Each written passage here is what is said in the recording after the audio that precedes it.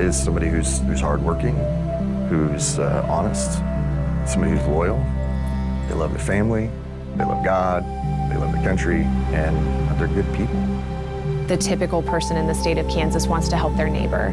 They want to help their family member. They want to make sure that everyone is taken care of. You see people all the time put out pickle jars. People put money in those pickle jars to help their neighbors and their friends pay for their health care. Unfortunately, so many of our community members, even when they're working 40 hours a week or more, even when they have multiple jobs, wages are just not high enough for them to be able to qualify for insurance.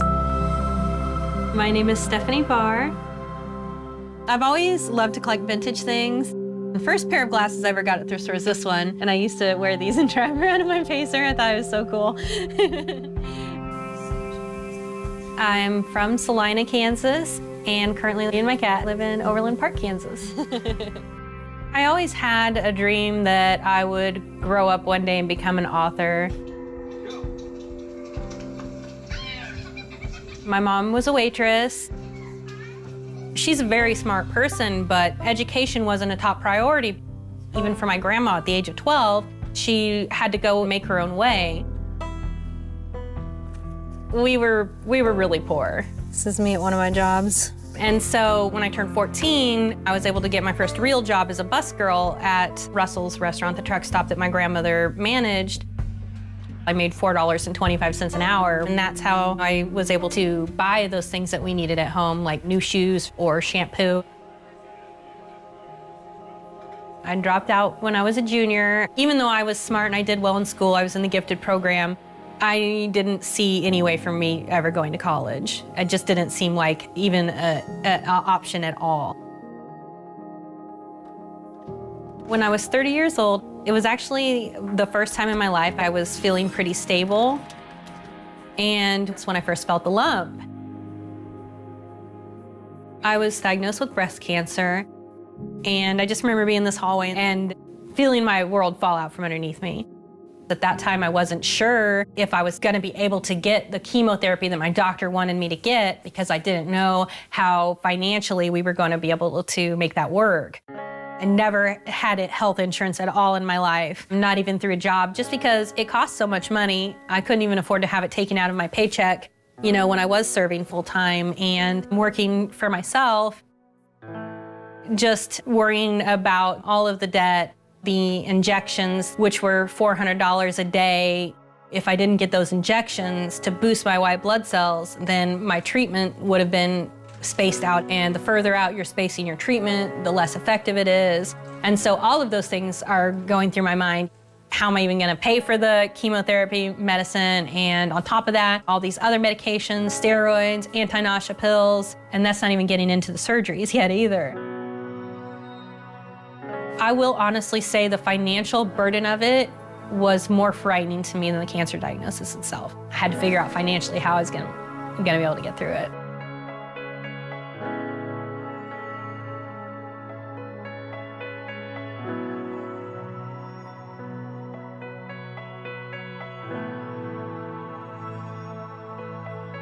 So unfortunately, so many of our community members cannot make enough on those minimum wage jobs to receive subsidies on the marketplace. They have to decide between healthcare and work, or healthcare and utilities, or healthcare and groceries.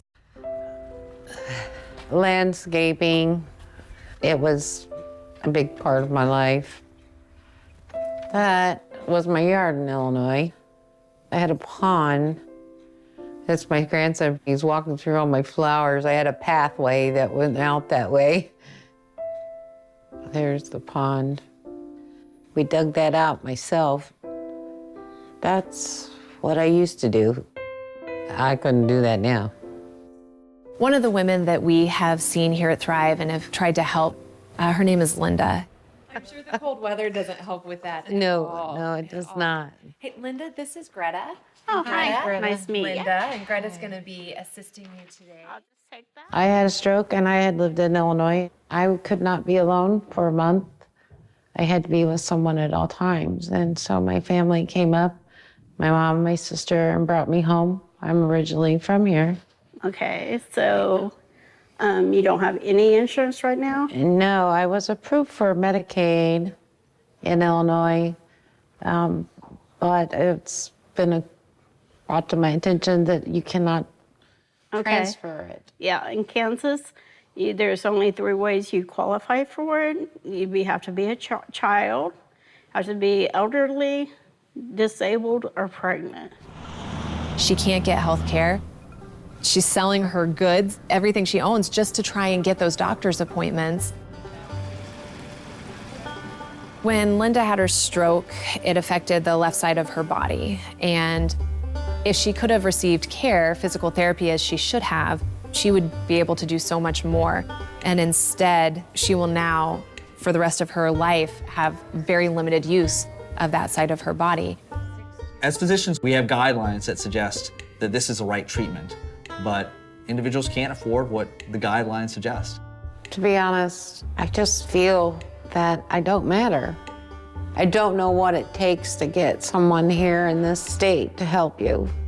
With all the issues, so many times I feel like I'm existing and I'm just not really living my life to the potential I could have had. That's sort of how I feel about Kansas right now. My Aunt Janet saw this when we were shopping one day, and it's just ironic. It is good to be home with family, but now I'm without health care.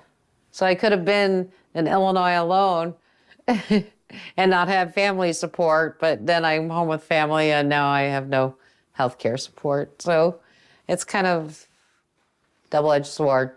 It's not Republican, it's not Democratic, it's a humanitarian issue. It's people are dying, people are sick, they need help, and it's a human thing.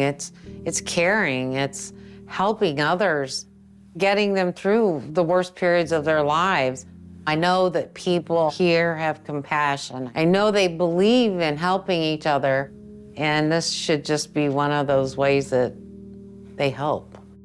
One of the issues she has right now is she has diabetes and she needs shots in her eyes that she cannot get. And her comment to us was, well, I guess if I go blind, they'll have to cover me because I will officially be disabled then. Every 6 months you have to have the shots. They are $2,000 to $3,000 per eye, and I need to have that done on both. You have an illness, you become disabled, you can't work any longer, now you can get Medicaid.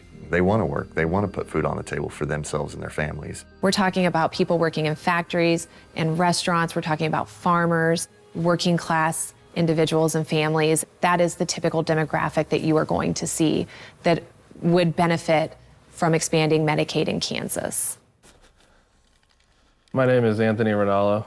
I live in Kansas City. I work at the counter at a plumbing wholesale company. I'm a single dad.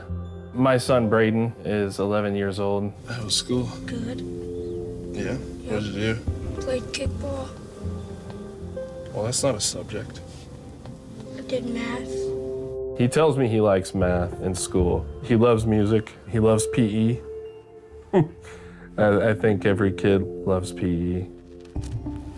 I want Braden to just know that he has a father that loves him and cares for him. Who do you think the Chiefs are going to play in the Super Bowl? The Raiders. They can't. They're in the same division. The Texans. They're AFC. Fine, the Dolphins. Dolphins? Yes. There you go. This is me and Braden when he was about 6 years old. At the time, he was going into second grade. He was not at a second grade level as far as his learning, his social skills, his language. Couldn't read in full sentences, couldn't speak in full sentences. It was frustrating. There was something going on with him that I needed to get figured out. I took Braden to it's an evaluation center for kids. We then found out that he's got ADHD, and then he's got a couple mood disorders, all kinds of medical things going on with him. The recommendations that we got were he needed to have multiple medications and a couple different therapists that were needed to kind of help him branch out and be able to grow. Yeah, the cost for everything that he was going to need was probably 50 to 60% of my income. It was going to be a big hit. I started looking on the internet as far as some assistance. 350, okay. I filled out the Medicaid application. We got accepted. It was a great feeling when that happened because we definitely wouldn't be here without it. First starting it, I was kind of, well, what is this going to say about the working class? But it's not even like that. Braden, time for your meds.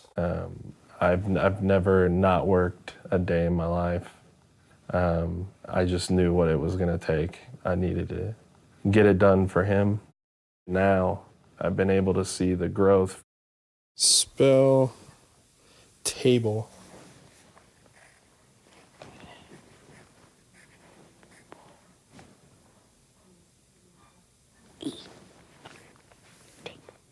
Shut. He's done a complete 180 on his everyday function, his school. Every report that I get from the school has been nothing but good things. He's now in 5th grade, and he's only a grade behind. He's still even doing some 5th grade stuff, which is awesome. There are days where I want to pull hair out, but I look at the bigger picture, and the bigger picture is, what can I do today to help Braden?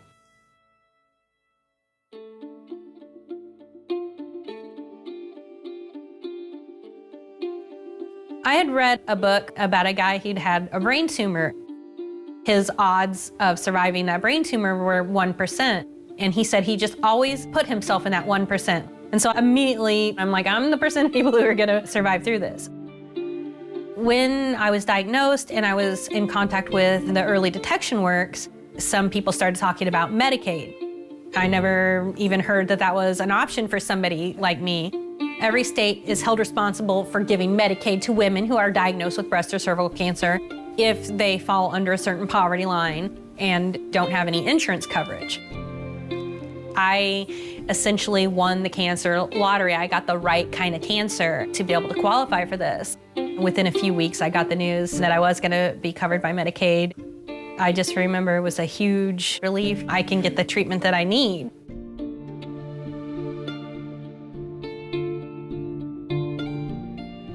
There is a consequence to a community, not just the individual, but to the entire community when people can't access good health care. It is a big economic impact.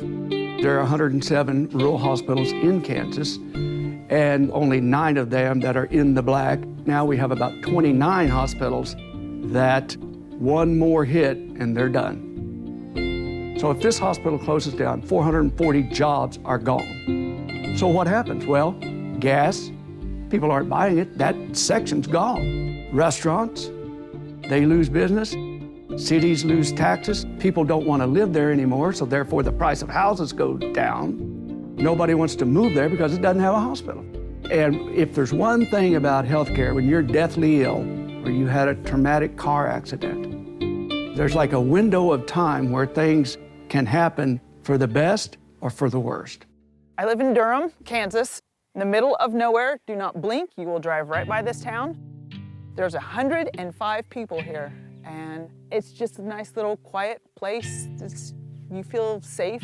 We want beautiful skies, our beautiful sunrises, sunsets. We work our butts off to keep it that way.